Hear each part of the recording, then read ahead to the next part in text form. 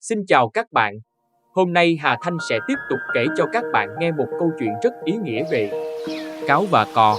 Một ngày nọ, một con cáo rành mãnh quyết định chơi khăm người hàng xóm của mình, một con cò duyên dáng. Cáo mời cò đến nhà ăn tối. Cò vui mừng trước lời mời, hân hoan chấp nhận. Khi cò đến, cáo dọn ra một bát súp ngon tuyệt. Nhưng món súp được đựng trong một cái đĩa nông, phẳng. Cáo, với cái lưỡi rộng của mình, húp súp một cách dễ dàng. Cò, với cái mỏ dài, mỏng của mình, không thể lấy được một giọt nào. Cô cố gắng hết lần này đến lần khác, nhưng tất cả những gì cô có thể làm là nhúng đầu mỏ vào súp, chẳng nếm được gì cả. Cáo giả vờ lo lắng.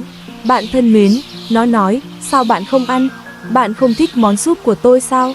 Cò, quá lịch sự để bày tỏ sự thất vọng của mình, chỉ đơn giản trả lời, món súp rất tuyệt vời, nhưng tối nay tôi không đói lắm. Cảm ơn vì lời mời tử tế của bạn. Cô rời đi với cái bụng rỗng, nhưng lòng tự trọng của cô vẫn còn nguyên. Vài ngày sau, cò quyết định mời cáo đến nhà ăn tối. Bạn phải đến nhà tôi vào tối mai, cô nói. Cáo nhớ lại trò chơi khăm của mình, háo hức chấp nhận. Khi cáo đến nhà cò, nó được chào đón bằng một bữa tiệc linh đình.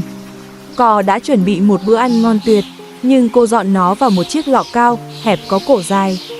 Cò, với cái mỏ dài của mình, có thể dễ dàng với tới thức ăn ở dưới đáy lọ và ăn no nê. Cáo, với cái mũi ngắn của mình, không thể lấy được một miếng nào. Nó cố gắng chui đầu vào cái cổ hẹp nhưng thất bại mọi lần. Cò nhìn cáo và mỉm cười. Bạn thân mến, cô nói nhẹ nhàng, sao bạn không ăn? Bạn không thích bữa ăn của tôi sao? Cáo, xấu hổ và đói bụng, chỉ có thể đứng nhìn cò ăn hết bữa tối của cô. Nó rời khỏi nhà cò đói bụng hệt như cò đã rời khỏi nhà nó, và với một nỗi xấu hổ sâu sắc. Bài học truyền cảm hứng. Câu chuyện ngụ ngôn này là một minh họa kinh điển về quy tắc vàng. Hãy đối xử với người khác như cách bạn muốn họ đối xử với mình.